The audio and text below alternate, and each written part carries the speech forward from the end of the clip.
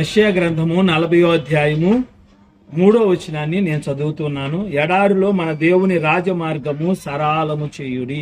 దేవుని బిడ్డలారా, రాజమార్గము అని దేవుని యొక్క వాక్యంలో మనం చూస్తున్నాం. దేవుని యొక్క మార్గము నిత్య మార్గము, సత్య మార్గము, రాజమార్గము, ఘనమైన మార్గము, గొప్ప మార్గము, నిత్య నరకం నుంచి తప్పించి నిత్య జీవానికి తీసుకెళ్లేటువంటి మార్గము యేసు మార్గము. యేసే ఆ మార్గము.